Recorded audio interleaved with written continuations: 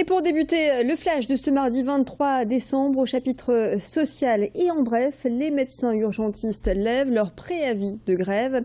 Un mouvement social qui a débuté hier. L'Association des médecins urgentistes de France salue un accord historique au sujet de la loi de Marisol Touraine, la ministre de la Santé. Les grévistes ont obtenu gain de cause concernant deux revendications quant à une réduction de leur temps de travail à 48 heures au lieu d'une soixantaine actuellement dans un premier temps, et puis ils ont également obtenu une revalorisation de leurs heures supplémentaires au-delà de 39 heures. Fin de la grève donc dans les services des urgences. Les médecins généralistes ont pris le relais et sont quant à eux désormais en grève également. Dans le reste de l'actualité, dans la métropole lilloise, des restrictions sont prises par le préfet du Nord à l'approche du réveillon de Noël. Et pour éviter que la fête ne soit gâchée par des incidents, la vente d'alcool est interdite dans la nuit du 24 au 25 décembre, sachez-le. Interdiction de vendre de l'essence également dans des récipients transportables du 23 décembre au 2 janvier. Enfin, autre restriction, elle concerne la vente de feux d'artifice, interdite elle aussi les 24, 25, 31 décembre et 1er janvier. Jean-François Cordet, le préfet du Nord, justifie cette mesure pour des raisons de sécurité, les feux d'artifice pouvant être utilisés comme arme contre les forces de l'ordre. Et puis, il évoque également des risques de nuisances sonores. Alors, qu'en pensent les magasins de farce et attrape qui proposent ce type de produit? Thibaut Paqui s'est rendu dans une boutique de Lille-Fives. On a quand même de la demande. Je pense pas que le fait qu'il n'y ait encore rien vraiment d'officiel, que les revendeurs n'interdisent pas, les gens achètent quand même et font quand même. C'est vrai que c'est flou, donc je pense que les gens ne prennent pas en compte cette interdiction et feront quand même ce qu'ils ont envie de faire. C'est pas pour autant qu'on parle de ça à la télé qu'on n'en vend pas, donc je pense que les gens le feront quand même.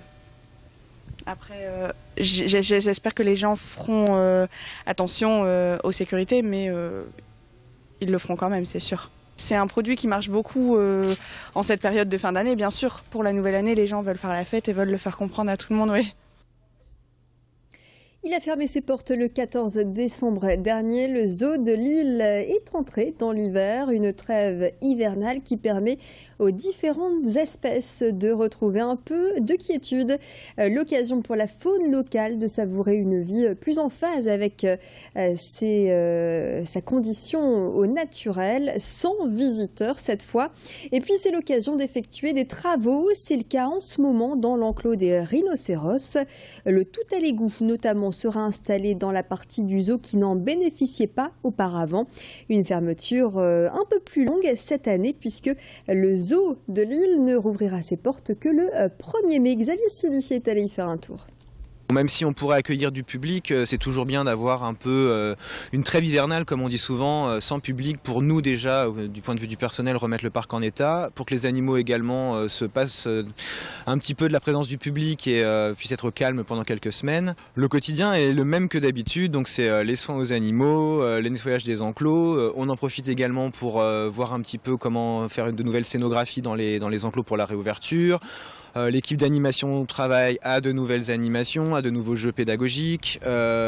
Toutes les équipes en fait profitent aussi de l'absence du public pour, on va dire, s'occuper un peu des dossiers de fond dont on n'a pas forcément le temps de s'occuper avec des gens plein les allées, quoi. On profite de la trêve hivernale pour créer de l'assainissement qui n'existait pas aujourd'hui, sauf sur une partie, la partie enclos rhinocéros, celle-là existait, mais pour tout le reste du zoo, effectivement, il n'y avait pas d'assainissement.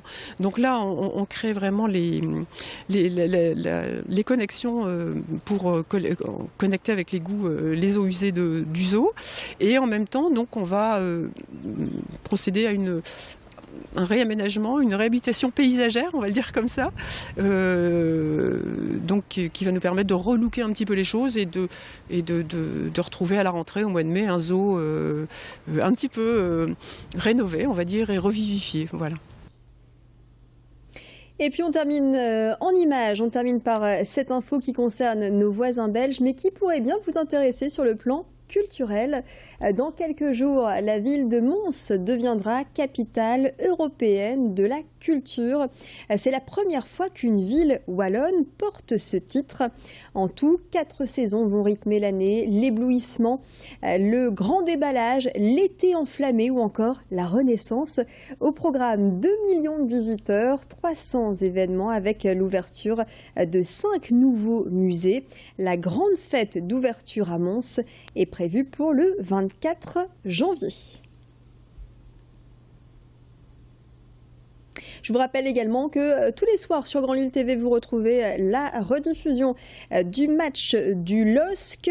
Dernier match donc du LOSC, c'était dimanche dernier pour la 19e journée en déplacement au stade Vélodrome pour le match OM-LOSC. Un match à revivre sur notre antenne. Ce sera à partir de 21h15. Excellent moment à vous sur Grand Lille TV. Restez avec nous. L'info continue.